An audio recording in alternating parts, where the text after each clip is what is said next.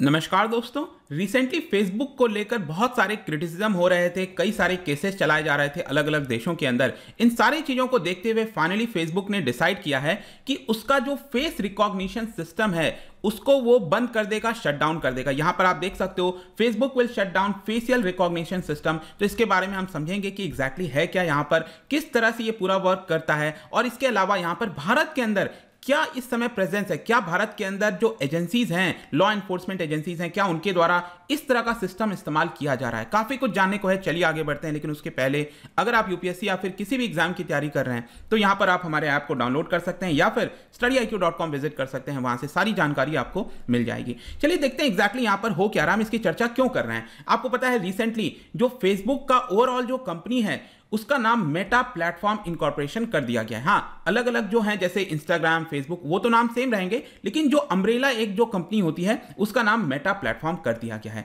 तो यहां पर 2010 में फेसबुक के द्वारा ये जो फेस रिकॉग्निशन सिस्टम है उसको इंट्रोड्यूस किया गया था। देखिएगा, जब मैं फेस रिकॉग्निशन सिस्टम कहता हूं तो आपको पता होगा कि जब भी कोई कैमरा वगैरह होता है उससे आपके फेस को रिकॉग्नाइज किया जाता है, तो कुछ स्पेशल फीचर्स होते हैं। हर एक पर्सन का अगर आप फेस देखोगे तो कई सारे नोट्स वगैरह हैं, कई स्पेशल फीचर्स होते हैं। 72 के आसपास कुछ ऐसा बताया जाता है।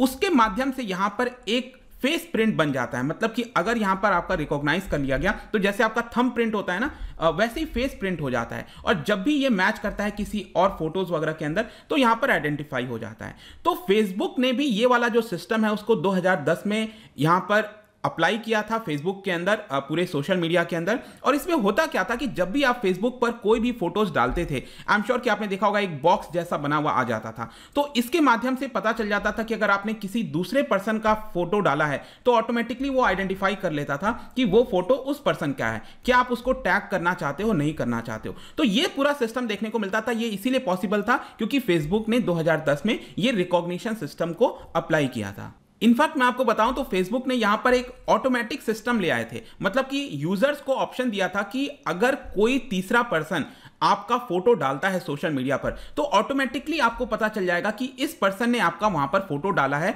और क्या आप वहां पर टैग होना चाहते हो कि नहीं होना चाहते हो। तो ये वाला सिस्टम भी लाया था। इनफैक्ट अगर आप देखोगे तो बड़ी मात्रा में लोगों ने इस सिस्टम को अपना लिया था, ऑटोमेटिकली वाला सिस्टम जो है अपना लिया था। और ये जो सिस्टम है इसी की हम बात कर रहे हैं, इसको यहां पर फेसबुक जो है वो शट डाउन कर देगा। क्वेश्चन आता है कि इसका इंपैक्ट क्या होगा। देखिए, मैं आपको बता दूं कि जो फेसबुक के 1/3 एक्टिव यूजर्स हैं उन्होंने इस पर्टिकुलर ऑप्शन को चुना था। 1/3 बड़ी मात्रा होती है।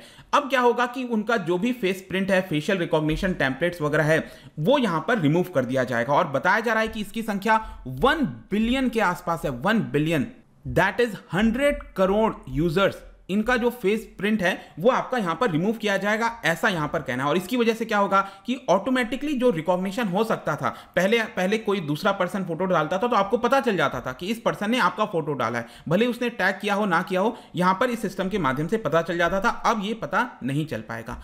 क्वेश्चन ये आता है कि फेसबुक इसको शट डाउन क्यों कर रहा है। देखिए, जैसा मैं आपको शुरुआत में बता रहा था कि फेसबुक के ऊपर बहुत सारे केसेस चल रहे हैं। इनफैक्ट खुद यूएस के अंदर जो फेडरल इन्वेस्टिगेशन है वो चलाया जा रहा है फेसबुक के ऊपर। और इन सभी चीजों के बीच अगर आप देखोगे ना, जो प्राइवेसी वाला पूरा मामला है कि क्या किसी प्राइवेट कंपनी को यह अलाउ होना चाहिए कि इस तरह का फेस प्रिंट वो अपने डेटा के अंदर सेव कर सकता है, और कभी अगर उसका लीकेज वगैरह हुआ तो कहीं दूसरे हाथों में आ जाएगा। तो ये जो फेशियल रिकॉग्निशन है ये पूरे डिबेट के सेंटर में था, आप एक प्रकार से आप कह सकते हो। इनफैक्ट फेसबुक के द्वारा यहां पर उनके स्पोक्स पर्सन के द्वारा ब्लॉग में लिखा गया और यह कहा गया कि अभी भी इस सोसाइटी के अंदर फेस रिकॉग्निशन है, इस टेक्नोलॉजी को लेकर बहुत सारे कंसर्न्स हैं। इनफैक्ट बहुत सारे सरकार, अगर आप अलग अलग देशों में देखोगे तो इसको लेकर कोई रूल या कोई प्रॉपर सेट ऑफ रूल्स नहीं है, सरकार लेकर नहीं आई है, जिसको लेकर क्या है बहुत अनसर्टेनिटी है। तो इस अनसर्टेनिटी के टाइम्स में हम यहां पर चाहते हैं कि इस यूजेस को रोक दिया जाए अभी के लिए, ताकि यहां पर जब चीजें क्लियर हो जाएं आगे चलकर तब हम हो सकता है कि इसको अप्लाई करेंगे। तो इसीलिए फेसबुक कह रही है कि हम इसको अभी के लिए शट डाउन कर रहे हैं। क्वेश्चन ये आता है कि क्या किसी प्रकार का डेटा ब्रीच हुआ है, क्या फेसबुक को कोई डर है। देखिए, फेसबुक का तो यही कहना है कि जो भी फेस प्रिंट है वो सिर्फ अकाउंट यूजर्स ही उसको एक्सेस कर सकते हैं, कोई भी तीसरा पर्सन उसको एक्सेस नहीं कर सकता। और यहां पर अभी तक किसी प्रकार का जो डेटा ब्रीच है उसकी खबर नहीं आई है, ऐसा फेसबुक का कहना है। अब हो सकता है आगे चलकर कुछ खबर आ जाए तो पता नहीं, लेकिन अभी के लिए फेसबुक ये कह रही है।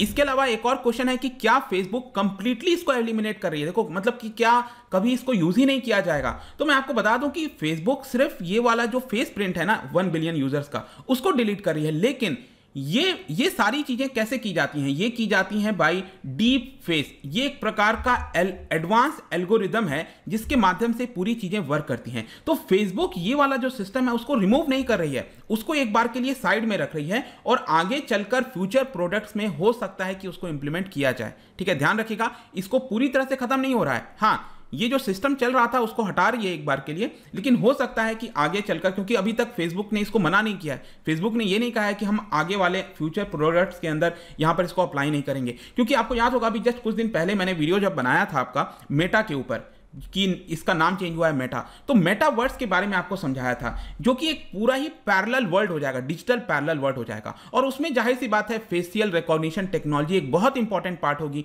तो इसीलिए फेसबुक अभी के लिए ये नहीं कह रही है कि हम फ्यूचर प्रोडक्ट्स के अंदर इसको अप्लाई नहीं करेंगे। डेफिनेटली अगर बड़ी चीजें होती हैं तो यहां पर इसको अप्लाई करना ही पड़ेगा। तो ये पूरा अभी के लिए सिचुएशन, आई होप कि आपको समझ में आया होगा। लेकिन क्वेश्चन ये आता है कि भारत के पर्सपेक्टिव से भारत यहां पर कहां पे खड़ा है? क्या भारत के अंदर इसको यूज किया जाता है? बिल्कुल किया जाता है, इसकी शुरुआत हो चुकी है। मैं आपको बता दूं, देश के जो बिजिएस्ट एयरपोर्ट्स हैं, ट्रेन स्टेशन हैं, वहां पर लॉ एनफोर्समेंट एजेंसीज इसका धीरे धीरे इस्तेमाल कर रही हैं थ्रू क्लोज्ड सर्किट कैमरास। यहां पर जो लॉ एनफोर्समेंट एजेंसीज हैं वो लोगों को आइडेंटिफाई कर रही हैं ऑन रियल टाइम बेसिस। जैसे कि बहुत सारी कंपनीज हो गई, एनटेक लैब हो गया, यहां पर कई रशिया की, इजराइल की कंपनी हो गई, वो भारत को एक बहुत बड़ा मार्केट मानती हैं, जहां पर बताया जा रहा है कि वीडियो सर्वेलेंस किया जाएगा, फेशियल रिकॉग्निशन टेक्नोलॉजी की जाएगी। आप ये खबर देखो, Indian railways deploys facial recognition system to track daily commuters. यहां पर यह बताया जा रहा है कि जैसे कि अगर आप ट्रेन स्टेशन पर आए तो बहुत ज्यादा भीड़ वगैरह होता है, और वहां पर आपने देखा होगा कई सारे क्राइम्स वगैरह भी होते हैं, पिक पॉकेटर्स वगैरह होते हैं, चोरी करते हैं। तो यहां पर क्या होता है ना, एक कैमरे के माध्यम से 50 लोगों का जो फेस है वो एक साथ रिकॉग्नाइज किया जा सकता है। ये वाली टेक्नोलॉजी ऑलरेडी मुंबई के अंदर ऐसा बताया जा रहा है कि जो स्टेशन वगैरह हैं वहां पर इसको इंप्लीमेंट करने की कोशिश की गई है। इनफैक्ट यहां पर जो नेशनल क्राइम रिकॉर्ड ब्यूरो है उनका यह कहना है कि इस सिस्टम के माध्यम से जो क्रिमिनल्स हैं उसको आइडेंटिफाई करने की कोशिश की जाएगी, जो डेड बॉडीज हैं अनआइडेंटिफाइड उसको हम आइडेंटिफाई कर सकेंगे, जो चिल्ड्रन और पर्संस मिसिंग हैं उसको भी फाउंड किया जा सकता है। वैसे मैं आपको बता दूं कि होम मिनिस्ट्री ने पहले यह बोला था कि यहां पर सिर्फ जो क्रिमिनल्स हैं उसके खिलाफ ही यहां पर इस तरह की चीजों का इस्तेमाल किया जाएगा, only by the law enforcement agencies. लेकिन आगे चलकर मार्च 2018 में कई सारे मीडिया रिपोर्ट्स में यह भी खबर आई थी कि जो दिल्ली पुलिस है वो फेशियल रिकॉग्निशन सिस्टम का इस्तेमाल कर रही है ताकि जो लॉस्ट बॉयज हो गए, गर्ल्स हो गए, उनको यहां पर आइडेंटिफाई किया जा सके। इनफैक्ट इसके अलावा एक और ये खबर आई थी, आपने देखा होगा सरकार के खिलाफ कई सारे प्रोटेस्ट वगैरह देखने को मिलते हैं। तो प्रोटेस्ट में बहुत ज्यादा भीड़ होती है, तो वहां पर भी कैमरे के माध्यम से जो लोग हैं उनके फेशियल रिकॉग्निशन को यहां पर पहचाना जाता है और देखा जाता है कि क्या वो पहले शामिल था किसी प्रोटेस्ट के अंदर। तो ये थोड़ा सा कंसर्न हो जाता है। देखो, अगर आप क्रिमिनल्स के लिए चीजों को करने की कोशिश कर रहे हो, सही इंटेंशन से कर रहे हो, तो ये बात ठीक है। लेकिन अगर कोई प्रोटेस्ट कर रहा है और उसमें अगर आप इस तरह के कैमरेस का इस्तेमाल करोगे तो कहीं ना कहीं ये कंसर्न हो जाएगा। और इसी की वजह से थोड़ी सी चिंता की बात यहां पर यह है, दिल्ली पुलिस ने यहां पर, ये आप देख सकते हो, दिल्ली बेस्ड एक कंपनी है इनेफुट लैब, उनसे यहां पर इस तरह की टेक्नोलॉजी को खरीदा है। तो अल्टीमेटली देखो, कंसर्न यहां पर यही है कि ये जो भी डेटा कलेक्ट किया जा रहा है, लोगों के फेस प्रिंट हो गया, इस तरह की चीजों को कलेक्ट किया जा रहा है, इसके लिए अभी किसी प्रकार का प्रोटेक्शन नहीं है। मतलब कि ये डेटा कहां पर जा रहा है, किसके द्वारा इस्तेमाल किया जा रहा है, अगर डेटा में ब्रीच हुआ तो उसकी जिम्मेदारी कौन होगी, इसको लेकर भारत में अभी क्लियर कट कानून नहीं है। तो जरूरी सबसे पहले यह है कि यहां पर आप पहले कानून बनाओ, तब जाकर, चाहे सीबीएसई हो गया, इनफैक्ट सीबीएसई भी अगर आप देखोगे तो वो फेस रिकॉग्निशन का इस्तेमाल कर रही है ताकि 1-to-1 फेस मैचिंग हो सके।